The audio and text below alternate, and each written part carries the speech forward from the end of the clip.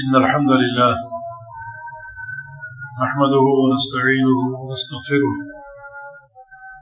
ونعوذ بالله من شرور أنفسنا ومن سيئات أعمالنا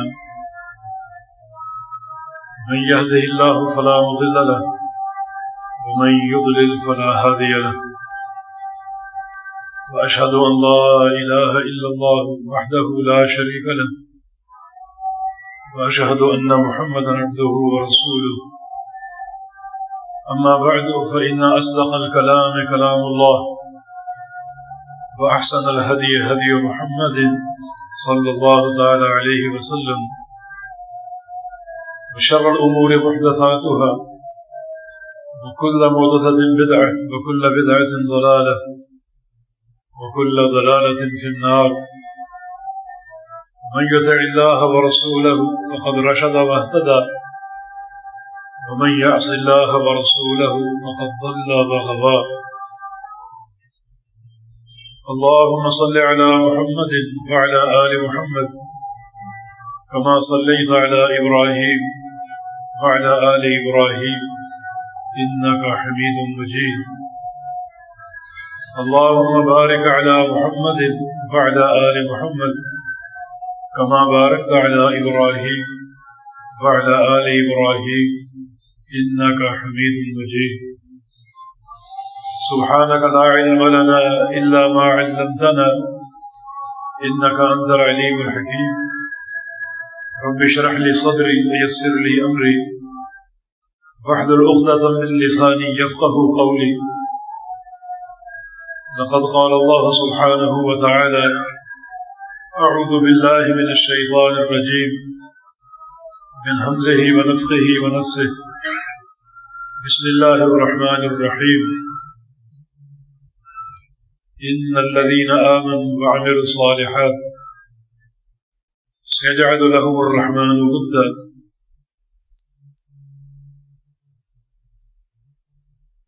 اللہ رب العزت نے ان لوگوں سے جو ایمان لا کر عمل صالح شروع کر دیں اور اس منہج پر ہمیشہ چلتے رہیں، جہاں آخرت میں کامیابی کے وعدے فرمائے ہیں وہاں دنیا میں بھی حیات طیبہ کی ضمانت دی ہے اور وعدے فرمائے ہیں۔ ایک شخص اپنی دنیاوی زندگی کو دیکھ کر یہ فیصلہ کر سکتا ہے کہ اللہ رب العزت اس کے ساتھ کس قسم کا معاملہ فرمائے گا۔ یہ حیات طیبہ جو ہے یہ اللہ تعالیٰ کے ہاں قبولیت اور اس کے قرب کی علامت ہے، اور ایسا انسان آخرت میں بھی درجات علا کا مستحق قرار پائے گا۔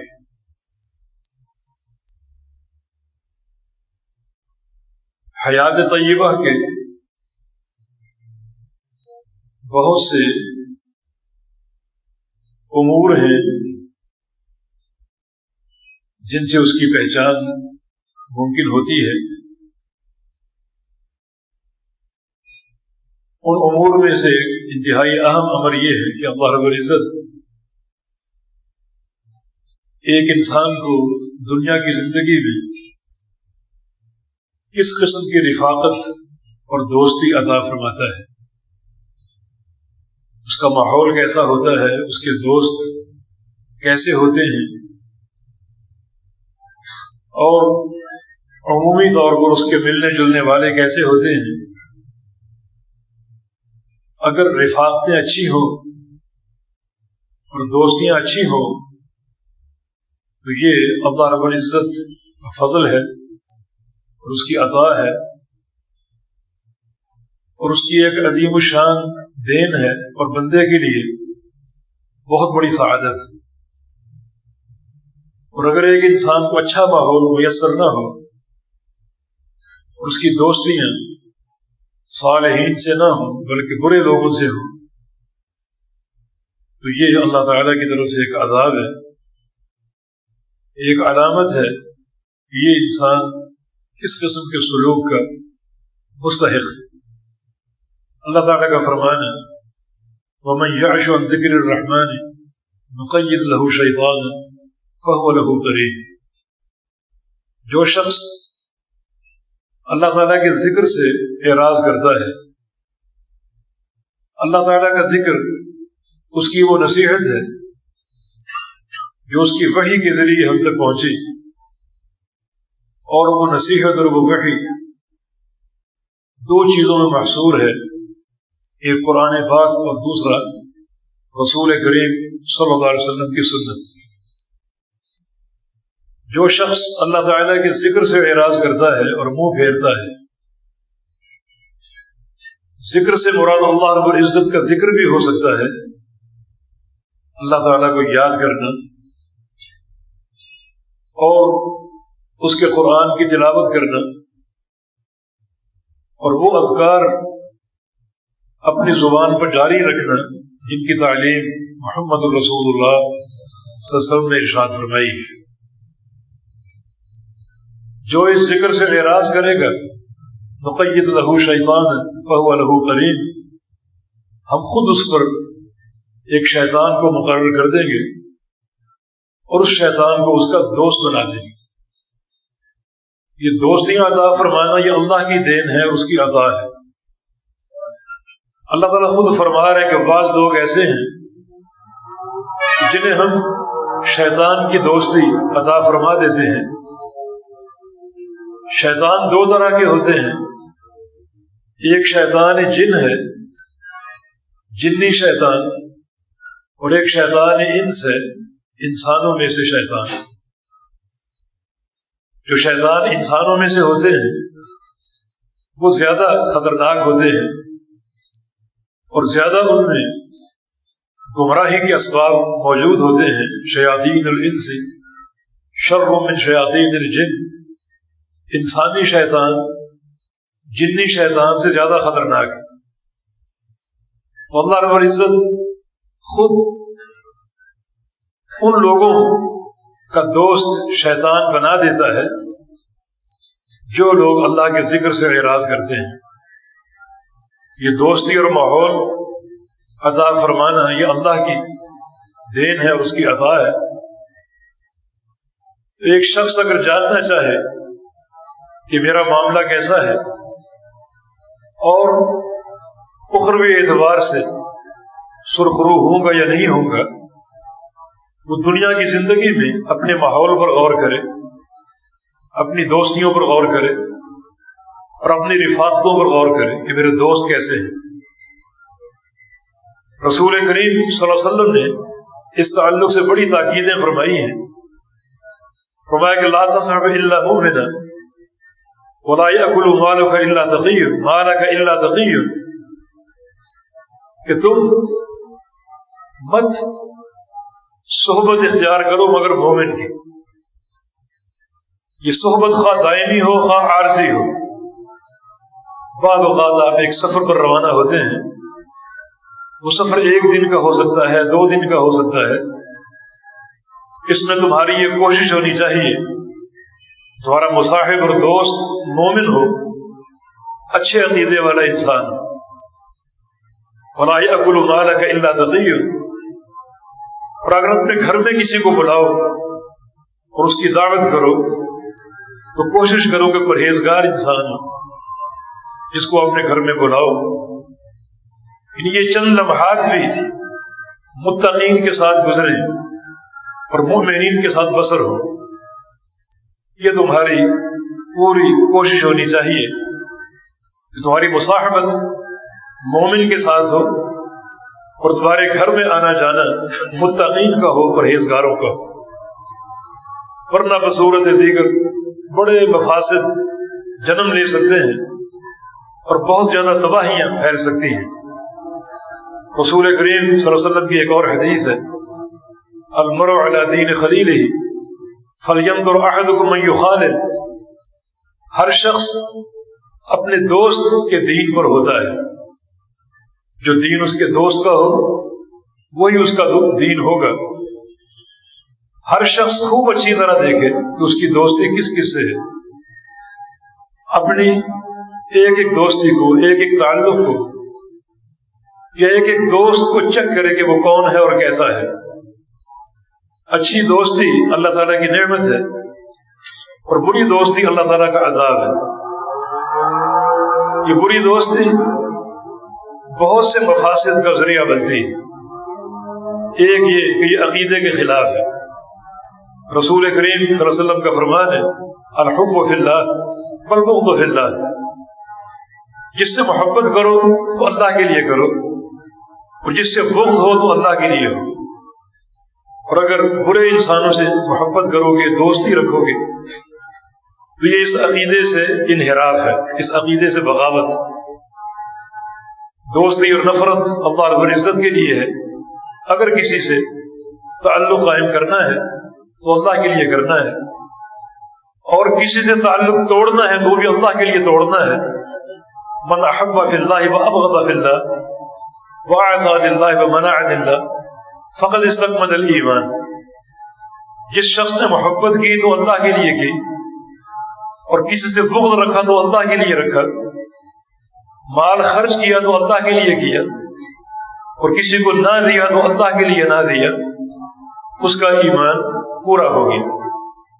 یہ بات براہ راست ایمان سے متعلق ہے، ایمان کی تکمیل سے متعلق ہے. اللہ تعالیٰ اس شخص کو ایمان کامل کی نعمت سے ہمکنار فرماتا ہے جس شخص کی دوستی اللہ کی رضا کے لیے ہو، صالحین سے ہو، نیک لوگوں سے ہو، اٹھنا بیٹھنا اچھے لوگوں سے ہو، صاحب عقیدہ ہیں، نمازی ہیں، اللہ تعالیٰ سے ڈرنے والے ہیں اور اس کے احکام کی پابندی کرنے والے ہیں. بصورت دیگر اگر دوستیاں اچھی نہ ہوں، دیندار نہ ہوں، اور عقیدے سے انحراف والے دوست ہوں، یا معصیت ہوں کہ سمندر میں ڈوبے ہوئے لوگ ہوں، یہ دوستی عقیدے کے خلاف بھی ہے. اور اس کا دوسرا نقصان یہ ہے کہ جو دوست کے برے آثار ہیں وہ آپ کے اندر منتقل ہو سکتے ہیں. خواہ آپ یہ سوچ کر کہ میں تو دینی تعلیم سے آراستہ اور بے آراستہ ہوں اور مجھے فلاں کی دوستی نقصان نہیں دے گی، یہ بالکل غلط سوچ ہے. انسان کے اندر شیطان سرایت کیے ہوئے ہے، اور شیطان اس قسم کی دوستیوں سے فائدہ اٹھا کر بہت سے شبہات آپ کے دل میں داخل کر سکتا ہے. اس کی ایک نظیر نبی علیہ السلام کی حدیث ہے. آپ صلی اللہ علیہ وسلم نے فرمایا تھا من سمع الدجال قد خرج فلینع عنہ. جو شخص دجال کے بارے میں سنے کہ وہ ظاہر ہو چکا ہے تو اس سے دور رہنا اور اس کے قریب نہ جانا. آگے آپ کا فرمان ہے کہ تم یہ سمجھتے ہو کہ میں تو مومن ہوں اور میں تو جانتا ہوں کہ دجال انتہائی خطرناک ہے اور اللہ اور اس کے رسول کا دشمن ہے اور میرے پاس تو دینی تعلیم ہے. فرمایا کہ ایسا بالکل نہ کرنا. ٹھیک ہے تم مومن ہو اور صاحب تقوی ہو، صاحب عقیدہ ہو، لیکن پھر بھی دجال سے دور رہنا، کیونکہ اگر قریب جاؤ گے تو مسلسل پیدا ہونے والے شبہات شیطان تمہارے اندر داخل کرنے میں کامیاب ہو جائے گا، اور نتیجہ تم بھی اس گروہ میں شامل ہو جاؤ گے جو کہ دنیا کا بدترین گروہ ہے. یہ حدیث اس بات کا تقاضا کرتی ہے کہ ہم اپنے تعلقات کو بہت پرکھیں اور شریعت کی روشنی میں انہیں بنانے اور اپنانے کی کوشش کریں، اور یہ بات طے کر لیں اچھی دوستیاں اور رفاقتیں اللہ تعالیٰ کی نعمت ہے. اسی شخص کو یہ میسر ہیں جس شخص سے اللہ کا معاملہ محبت اور رضا کا ہے، اور کسی انسان سے اللہ تعالیٰ کا معاملہ محبت کا نہ ہو، رضا اور دوستی کا نہ ہو، تو اللہ تعالیٰ اس پر برے دوست مسلط کر دیتا ہے، حتیٰ کہ شیطان کو اس کا دوست بنا دیتا ہے اور وہ اس کا صبح شام کا ساتھی بن جاتا ہے، اور شیطان کے افکار، شیطان کے وساوس اس کے سامنے بڑی زینت کے ساتھ اور بڑی ملمہ سازی کے ساتھ جو ہے وہ پیش ہوتے ہیں، اور وہ اس رنگ میں بہہ جاتا ہے، اپنے آپ کو رنگ لیتا ہے، اور نتیجتاً وہ شیطان کے دوستوں اور شیطان کی گروہ اور اس کی جماعت میں شامل ہو جاتا ہے۔ بری دوستی اللہ کا عذاب، اور یہ برائی کسی شخص میں جتنی زیادہ ہوگی اتنا ہی یہ رفاقت نقصان دہ ہوگی۔ مثال کے طور پہ ایک شخص عام معصیت میں مبتلا ہے، گناہ گار ہے، فاسق ہے، فاجر ہے، یقیناً یہ معصیت نقصان دہ ہے اور تباہ کن ہے، کیونکہ ہر وہ شخص جو کسی گناہ کا مرتکب ہوتا ہے وہ اللہ تعالیٰ کی غیرت کو للکارتا ہے، کیونکہ رسول اللہ صلی اللہ علیہ وسلم کا فرمان ہے وَغَيْرَةُ اللَّهِ أَن يَأْتِيَ الْعَبْدُ مَا حَرَّمَ عَلَيْهِ رَبُّهُ۔ اللہ تعالیٰ جو سب سے بڑا صاحب غیرت ہے، اس کی غیرت کو انسان کب چیلنج کرتا ہے؟ جب انسان وہ کام کرے جو اللہ نے حرام کیے ہیں، تو فسق و فجور کا ارتکاب اور معصیت کا ارتکاب اللہ تعالیٰ کی غیرت کو للکارنے کے مترادف ہے، اور یہ فسق و فجور جوں جوں ان کا درجہ اور مرتبہ بڑھتا جائے گا تو ان کی خطورت اور ہولناکی میں اضافہ ہوتا جائے گا۔ مثال کے طور پہ ایک شخص معصیت میں مبتلا ہے اور اس کی معصیت کا تعلق بدعت سے ہے، تو بدعت تو ایک ہولناک جرم ہے، بدترین جرم ہے، بلکہ کائنات میں رونما ہونے والے جرائم میں سر فہرست جرم ہے، اور اگر دوستی اور تعلق ایسے لوگوں سے قائم ہو جائے جو بدعت کے مرتکب ہیں تو یہ اور بڑی خطرناک دوستی ہے، انتہائی تباہ کن دوستی ہے۔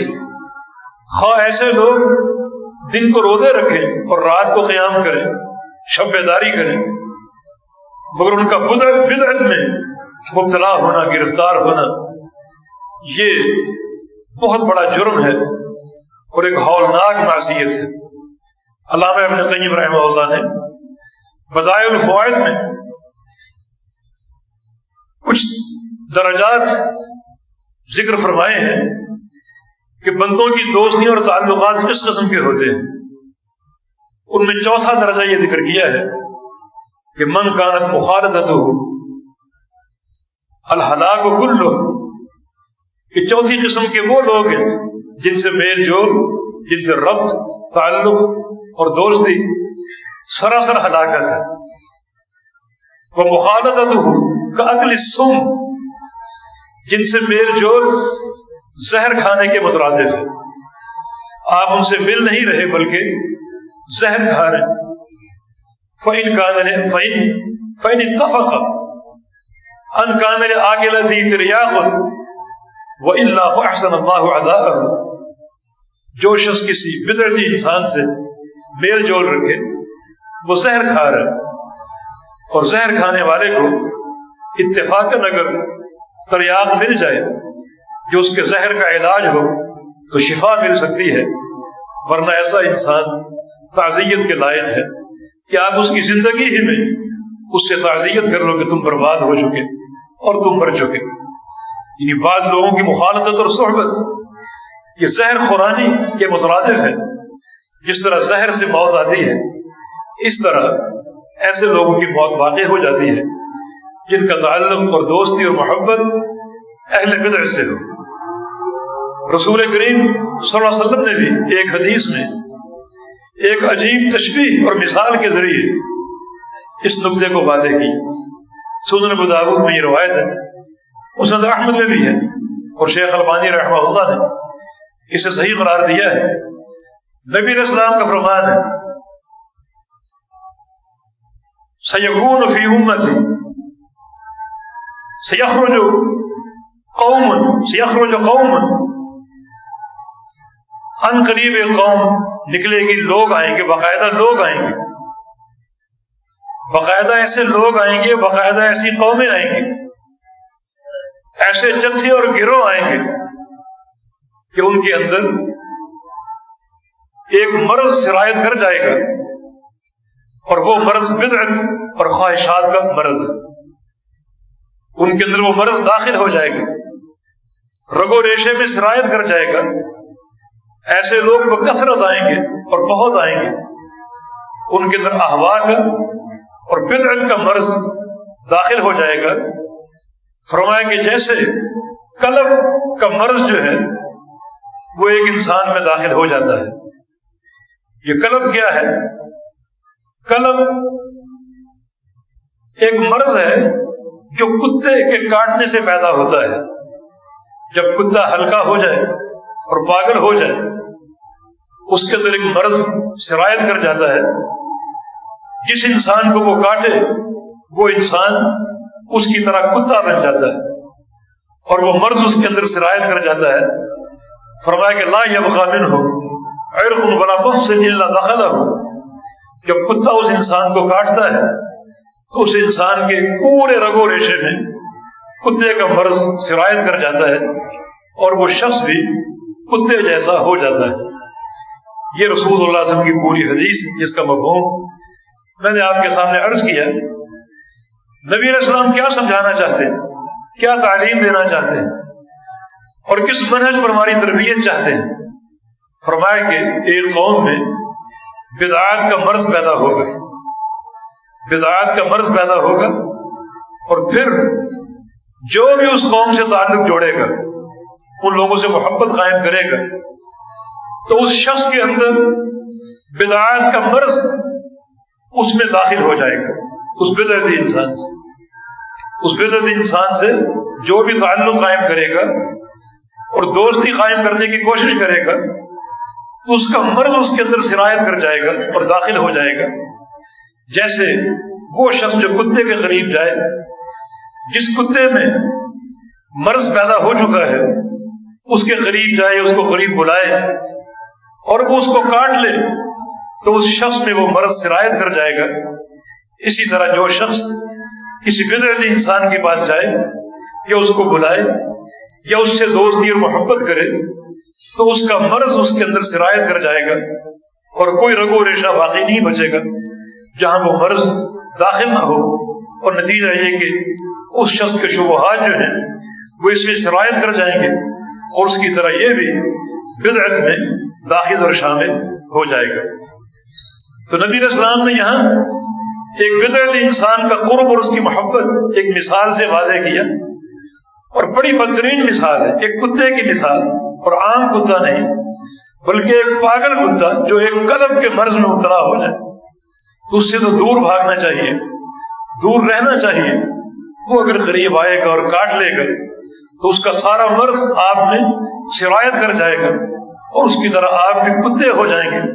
اسی طرح ایک بدعتی انسان ہے، اس کو پیغمبر علیہ السلام نے کتے سے تشبیہ دی، اور اس کا قرب اختیار کرنے والا، اس کو قریب بلانے والا، اس سے محبت کرنے والا اور اس سے تعلق جوڑنے والا، اس کے اندر قلب کی طرف وہ مرض، اس کی بدعت کا مرض سرایت کر سکتا ہے اور داخل ہو سکتا ہے، جو نتیجتاً بڑا بھیانک جرم، بہت بڑی معصیت ہے، اللہ اور اس کے رسول سے دوری ہے، اللہ تعالیٰ کی ناراضگی ہے۔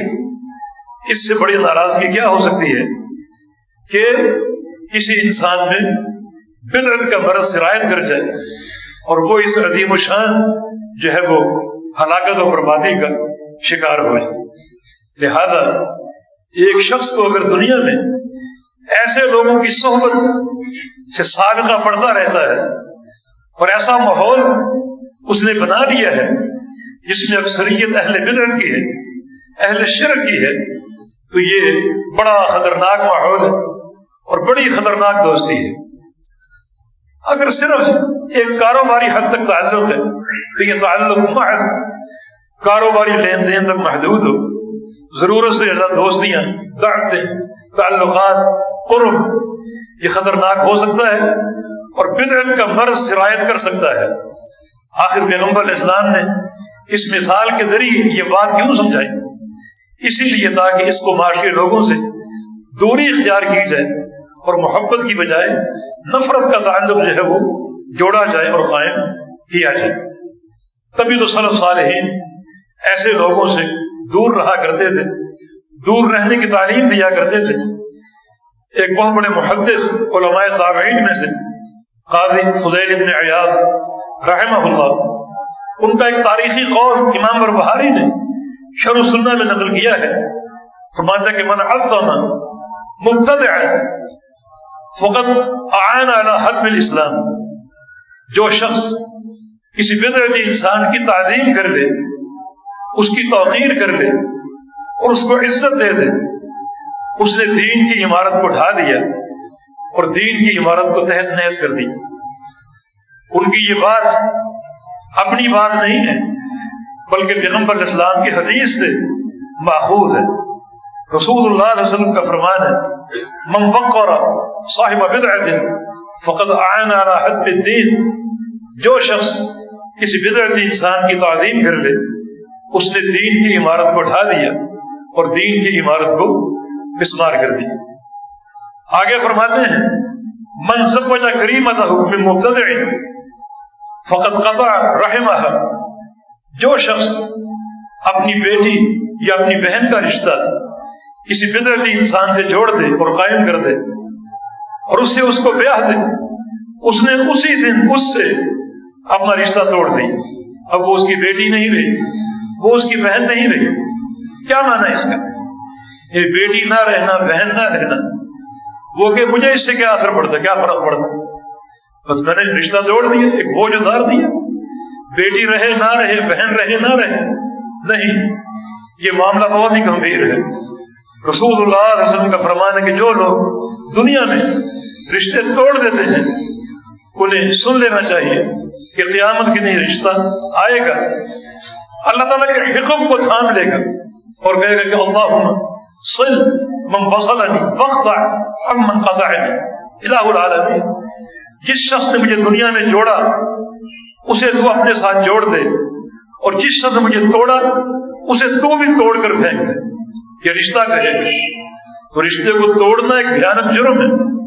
یہ مت کہو کہ ہمیں کیا پرواہ ہے، کوئی جڑتا ہے تو جڑے، ٹوٹتا ہے تو ٹوٹے، ہرگز نہیں۔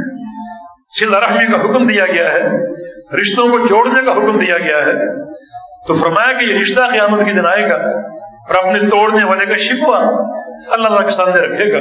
اللہ تعالیٰ نے رشتے کا جو عربی لفظ ہے رحم تجویز فرمایا ہے، عربی میں رشتے کو رحم بولتے ہیں، اور یہ رحم جو ہے اللہ تعالیٰ کی صفت رحیم اور رحمان سے مشتق اور ماخوذ ہے۔ یعنی اللہ تعالیٰ نے اپنے ایک نام کو پھاڑا، اس میں سے رحم کا لفظ نکالا، رشتے کو یہ نام دیا اس کی اہمیت کی بنا پہ۔ جو اس کو توڑ دے گا اللہ اس کو توڑ دے گا، جو اس کو جوڑے گا اللہ تعالیٰ اس کو جوڑ دے گا۔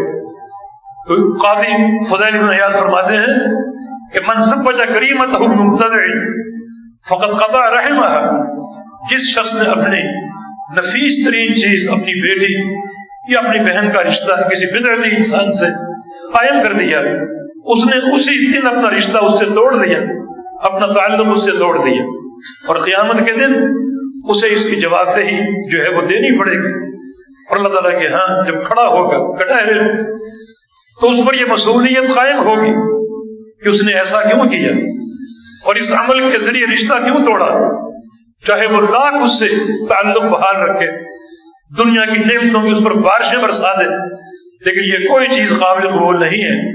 در حقیقت اس کی عاقبت کو اور اپنی عاقبت کو اس عمل سے آپ نے برباد کر دی۔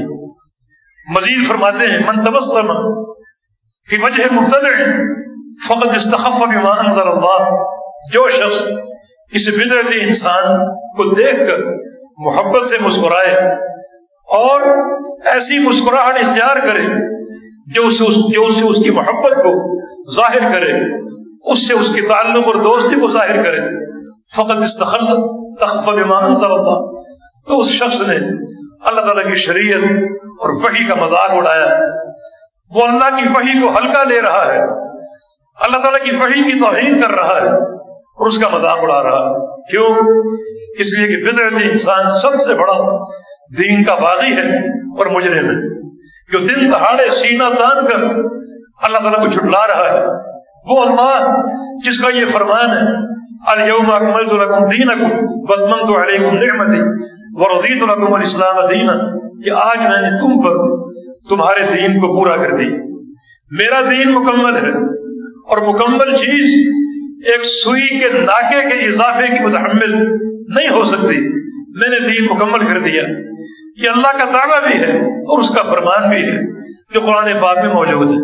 پر ایک بدعتی نئے نئے عمل تراش کر، نئے نئے راستے ایجاد کر کے نمبر ایک اللہ کے دعوے کو جھٹلا رہا ہے کہ یا اللہ یہ دعویٰ جھوٹا ہے کہ یہ دین مکمل ہے، یہ تو ناقص ہے، مکمل تو میں کر رہا ہوں. اور پھر وہ دین پر اشتراک کر رہا ہے، اضافہ کر رہا ہے. بہت بڑی جرت اور جسارت ہے یہ، اور بہت بڑی بغاوت ہے یہ. تو ایسا شخص کسی دوستی کے قابل ہے، اس قابل ہے کہ اس کو دیکھ کر ہنسا اور مسکرایا جائے. یہ ایک ہنسی اور مسکراہٹ وہ ہوتی ہے جو ایک کاروباری تعلق کو ظاہر کرتی ہے، لیکن ایک ہنسی اور مسکراہٹ ایک مطلق دوستی اور محبت کو ظاہر کرتی ہے. یہ مسکراہٹ جو ہے یہ اللہ کی وحی اور اس کے دین اور اس کی شریعت سے کے استخفاف کے مترادف ہے. گویا آپ ان کی توہین کر رہے ہیں، مذاق اڑا رہے ہیں اللہ کی شریعت کا اور اللہ کے دین کا. اور قاضی فضیل بن عیاض کی آخری بات، من تبع جنازۃ مبتدع هو فی سخط اللہ حتی یرجع، کہ جو شخص کسی بدعتی انسان کے جنازے میں چلا جائے کہ اس کا جنازہ ادا کر لے، اس کے جنازے کے پیچھے چلے، تو جب تک اس کے جنازے میں موجود ہے فی سخط اللہ، وہ اللہ کی ناراضگی، اس کی لعنت اور پھٹکار میں ہے. حتی یرجع، جب تک لوٹ نہ آئے، اس عمل سے باز نہ آ جائے، اس وقت تک وہ لعنت میں رہتا ہے. ایک بدعتی انسان کے لیے دعا کرنے گیا ہے، اس کے لیے دعا مانگنے گیا ہے، جو اللہ کا باغی اور اس کے دین کا مجرم، بدعات کو اپنانے والا، بدعات کو ایجاد کرنے والا، اللہ تعالیٰ کے دعوے کی نفی کرنے والا کہ میں نے تو دین کو مکمل کر دیا. ایسے شخص کی اب دعا کرنے جا رہے کہ یا اللہ اس کو معاف کر دے، اس پر رحم فرما، اس کو جنت کا داخلہ عطا فرما. یہ تو اللہ رب العزت کی عظیم ناراضگی کی بات ہے. فرماتے ہیں کہ جو شخص کسی بدعتی انسان کے جنازے پر جائے گا، جنازے کے پیچھے چلے گا، جب تک وہاں موجود ہے اس وقت تک وہ اللہ تعالیٰ کی لعنتوں اور ناراضگیوں اور پھٹکاریوں میں. لہذا ہمیں اپنے اس ماحول پر غور کرنا چاہیے. ہماری دوستی کس کس سے ہے، ہمارا تعلق کس کس سے ہے. ہمارے سامنے آج کل میلانات ہیں، سیاسی میلانات ہیں. ایک سیاسی مرض ہمارے اندر داخل ہے، اس کے تحت ہم دوستیوں کی پرواہ نہیں کرتے اور سوچتے نہیں یہ شخص کیسا ہے، اس کا عقیدہ کیسا ہے اور اس کا منہج کیسا ہے. اور محض ایک سیاسی غلبے و عروج کے لیے ایسوں کو دوست بنا لیتے ہیں اور دن رات کا ساتھی بنا لیتے ہیں. یا پھر اور ہمارے میلانات ہوتے ہیں، ترجیحات ہوتی ہیں، جن کی بنا پر ہم اہل بدع سے، اہل معصیت سے دوستی جوڑ دیتے ہیں اور قائم کر لیتے ہیں، جو انتہائی خطرناک ہے، انتہائی خطرناک. حتیٰ کہ برے دوستوں کو رحم نہیں آتا، ترس نہیں آتا. وہ چاہتے ہیں کہ آپ کے اندر وہ مرض داخل ہو جائیں اور سرایت کر جائیں جو ان کے اندر موجود ہیں، اور آپ بھی ان جیسے بن جائیں. رسول کریم صلی اللہ علیہ وسلم کے چچا ابو طالب بستر مرض پر ہیں. اپنی زندگی میں انہوں نے پیغمبر علیہ السلام کی نصرت کا حق ادا کر دیا، بلکہ اندر ہی اندر سے دین کو سمجھ چکا تھا، اس کی حقانیت کو پہچان چکا تھا. وہ تو کہتا تھا کہ وَلَقَدْ عَلِمْتُ بِأَنَّ دِينَ مُحَمَّدٍ مِنْ خَيْرِ أَدْيَانِ الْبَرِيَّةِ دِينًا، مجھے معلوم ہو چکا میرے بھتیجے محمد صلی اللہ علیہ وسلم کا دین کائنات کے دینوں میں سے سب سے بہترین ہے اور سب سے اعلیٰ اور مجلہ اور مصفہ ہے. اس کا وہ اعتراف کر چکا تھا. باقی کمی کیا چیز کیا تھی، اپنی زبان سے کلمہ نہ پڑھ سکا. جب پیغمبر علیہ السلام کو اس کے مرض الموت کا علم ہوا تو آپ اس کے پاس پہنچ گئے. کمرہ صنادید قریش سے بھرا ہوا تھا، بری دوستیاں، گندی دوستیاں، مشرکین کی دوستیاں، اور یہ اس کے بتانا تھے جن سے کمرہ بھرا ہوا تھا. انہوں نے پیغمبر اسلام کو اندر آنے کی جگہ بھی نہ دی اور نبی علیہ السلام وہیں کھڑے کھڑے اپنے چچا کو کلمے کی دعوت دے رہے، یا عمی قل لا الہ الا اللہ، چچا کلمہ پڑھ دو۔ اور یہ گندی دوستیاں، یہ شیطان مسلسل کہہ رہے ہیں اترغب عن ملت عبد المطلب، ابو طالب کیا کر رہے ہو؟ کیا تم عبد المطلب اپنے دادا کے دین سے اعراض کر جاؤ گے، چھوڑ جاؤ گے، اس سے بغاوت اختیار کر جاؤ گے؟ بس یہ دوستیاں غالب آ گئی، حتیٰ کہ رسول اللہ علیہ وسلم اس کے سرحانے بیٹھ کے اور کہا کہ قل لا الہ الا اللہ فی اذنی، میرے کان میں کلمہ پڑھ دو۔ لیکن پھر بھی وہ لوگ، ان کی آواز غالب ہے، اترغب عن ملت عبد المطلب، اپنے اجداد کے دین کو چھوڑ دو گے؟ ایسی بری صحبتیں اور یہ بری دوستیاں موت تک ساتھ ہیں، اور کوئی ان کو ترس اور رحم نہیں آتا۔ اس نازک و حساس موقع پر بھی وہ اپنے شرک کی دعوت دے رہے ہیں، کفر کی دعوت دے رہے ہیں، حتیٰ کہ ابو طالب کی موت اسی شرک اور کفر پر آ گئی اور کلمہ نصیب نہ ہوا۔ حالانکہ اگر وہ نبی علیہ السلام کی دعوت پر کلمہ پڑھ دیتا تو یقیناً اللہ تعالیٰ کی مغفرت کا انتظام ہو جاتا۔ پیارے پیغمبر محمد رسول اللہ صلی اللہ علیہ وسلم، ایک یہودی بچہ بعض اوقات ان کی خدمت کیا کرتا تھا۔ جب وہ کئی دن نہ آیا، آپ نے پوچھا وہ کہاں گیا؟ بتایا کہ وہ بیمار ہے۔ آپ اس کے گھر پہنچ گئے، دروازے پہ دستک دی، اس کے باپ نے دروازہ کھولا، کون؟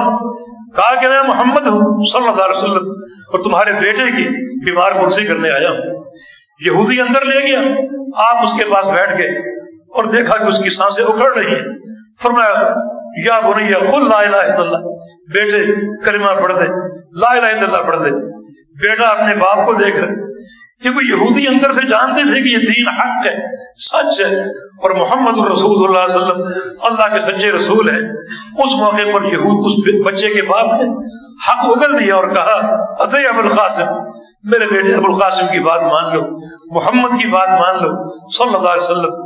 اس نے بات مان لی، کلمہ پڑھ دیا اور اس کی روح قبض ہو گئی۔ نبی علیہ السلام باہر نکلے، فرمایا الحمدللہ الذی انجاہ بی من النار، اللہ کا شکر کہ اللہ نے اسے میرے ذریعے، میری دعوت کے ذریعے جہنم سے بچا لیا اور جنت کا داخلہ عطا فرما دیا۔ تو دیکھیں یہ بری رفاقتیں، بری صحبتیں موت تک انسان کے ساتھ ہیں، اور موت بھی انسان کی تباہ و برباد کر دیتے ہیں اور اس کا انجام برا ہوتا ہے۔ رسول کریم صلی اللہ علیہ وسلم نے فرمایا یا علی ان اباک لفی زحزاح من النار، علی جاؤ اپنے باپ کو دفن کر کے آ جاؤ، تمہارا باپ جہنم کے ایک طبقے میں ہے جس کا نام زحزاح ہے، اس نے میری بڑی خدمت کی، دین کی نصرت کی، اس بنا پر اللہ تعالیٰ نے اسے زحزاح میں ڈال دیا ہے۔ زحزاح کا معنی یہ ہے کہ پورا جسم آگ سے محفوظ رہے گا، صرف پاؤں کے نیچے کے تلوے ان کو آگ چھوئے گی، باقی پورا جسم آگ سے محفوظ رہے گا۔ مگر بڑا اس آگ میں تیزی ہوگی، بڑی شدت ہوگی، بڑا غلیان ہوگا۔ النار تمس الاقدام ویغلی بہ دماغ، آگ پاؤں کو چھوئے گی مگر تیزی اتنی ہوگی کہ دماغ یوں کھولے گا جیسے چولہے میں ہنڈیا کا پانی کھولتا ہے۔ تو ایک انسان اگر چاہے کہ میں دیکھوں اللہ تعالیٰ کا معاملہ میرے ساتھ کیسا ہے، محبت کا معاملہ، تعلق کا معاملہ، تو اللہ تعالیٰ نے ایمان اور عمل صالح پر حیات طیبہ کی ضمانت دی ہے۔ حیات طیبہ میں بڑا کردار دوست و احباب پر ہے۔ ہر انسان اپنی رفاقت کو دیکھے، اپنی دوستیوں کو دیکھے، اپنے تعلقات کو دیکھے۔ بری دوستی اللہ کی ناراضگی کا باعث ہے اور اس انسان کی گمراہی کا اور عقیدے کے خلل کا، اور اچھی دوستی اللہ کی محبت کا باعث ہے اور اس انسان کی مزید اچھائیوں کو قبول کرنے کا ذریعہ ہے، اور عقیدے کے محاسن ہی بات شامل ہے۔ لہذا ان تعلقات کو اور دوستیوں کو خوب پرکھنا چاہیے، اور اللہ کے پیغمبر کا فرمان بھی ہے فَلْيَنْظُرْ أَحَدُكُمْ مَنْ يُخَالِطُ، ہر شخص یہ دیکھے کہ اس کی دوستی کس کس کے ساتھ ہے۔ اللہ پاک ہمیں اس شرعی امر پر غور کرنے کی، فکر کرنے کی اور اپنی اصلاح کرنے کی توفیق عطا فرما دے۔ اقول قولی ھذا واستغفر اللہ لی ولکم، وآخر دعوانا ان الحمد للہ رب العالمین۔